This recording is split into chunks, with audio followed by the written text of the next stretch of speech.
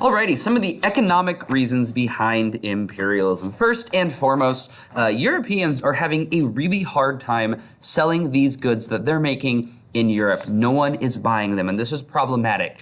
So because of this, they're going to think we need to start selling these products somewhere else because we have to find a way of making profit. If not, we're going to have no money, which means no food, which means we all die. So they're going to try to go somewhere else to sell their goods. Additionally, businessmen have a lot of money to spend. They've got a ton of capital that they built up during the Industrial Revolution. They still have a lot of this money. There's really nowhere to spend it in Europe. So they're going to be thinking, why don't we go somewhere else to find somewhere else to spend this money? We got to sell our goods anyways. We have the money to do it. Let's try something new. Now, they also need cheaper labor. This is going to be a problem because in Europe, as we're talking about in the last unit, with unionization and other things of that nature coming about, it's costing more for workers there. So they're going to go to foreign parts of the world, okay, like Africa, India, China, where you can have cheaper labor and not have to pay them quite as much. It's going to be something businessmen are going to use to make a lot more money. Additionally, there is going to be a need for natural resources. You don't have so many natural resources in Europe. You look at a place like Africa where there's a whole bunch of land that Europeans had not really been to before, and there's a lot of natural resources there. So there's a lot of desire for them to go somewhere else to find these natural resources, to use them and make more money.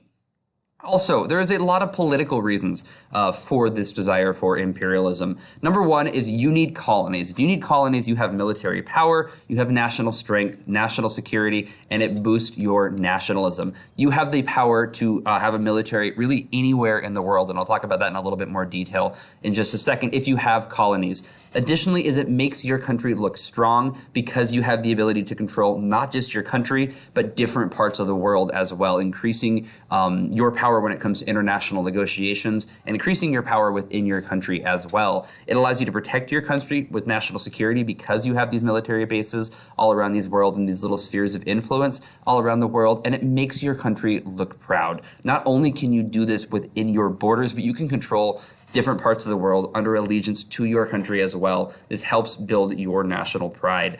It is important to understand, though, that if you have military bases around the world, you're going to get colonies that are going to allow you to do this. This allows you to exert a ton of military power around the world whenever you need it. And this allows for fast response to conflicts wherever they might arise in the world at this time period. So if you have a conflict going on, let's say around Madagascar in Asia, or in Africa, if you've got a military base close to that, you can get there quickly versus having to send your entire navy down from the United Kingdom. Now, right here's an example of the United States, and this is a strategy the U.S. still uses today.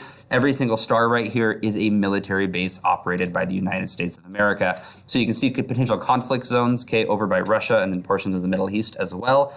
In Africa, there's a large series of military bases right there. That is for a reason. Quick response to a conflict. This is international military bases by the United States. This is the same kind of strategy which is being used by people at this time period. Now, there's also humanitarian and religious reasons. They're going to view, these Europeans, a lot of them view anyone who's not a European as uncivilized. And they feel that it is their duty as good European Christians to go and give them the correct way to be living their life, to teach them about the one true God versus the many gods they might be praying to, or their different ways of doing religion, or even if they're not Christian, to get them a way of being Christian is pretty much what these Europeans are wanting to do at that time. Rudyard Kipling wrote in his book, his poem, The White Man's Burden.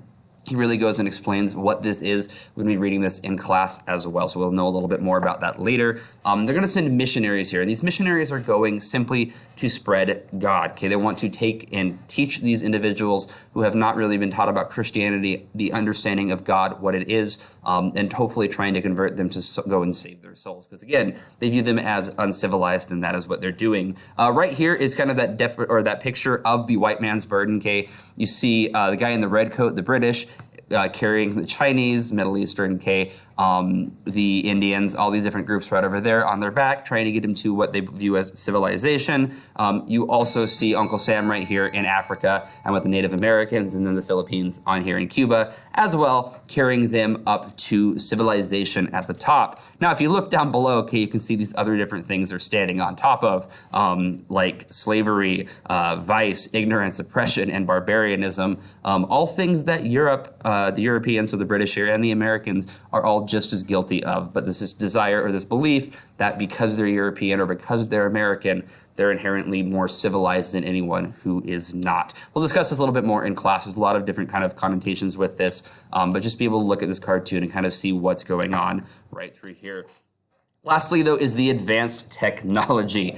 Europeans have much greater technology than those living in Africa, Asia, India at this time period as well. And this is simply because they have managed to move forward with science a little bit faster than those living in, simply due to their ability to, or their competition with one another, capitalism, different things like that. Number one is Europeans had medicine. Medicine is important because it keeps you from dying. You're going to get sick if you drink the water in certain parts of the world because it's simply not clean. You might get bitten by a mosquito and die of malaria, all sorts of good stuff, which is in the next unit. But these medicines are going to helpfully keep them from dying.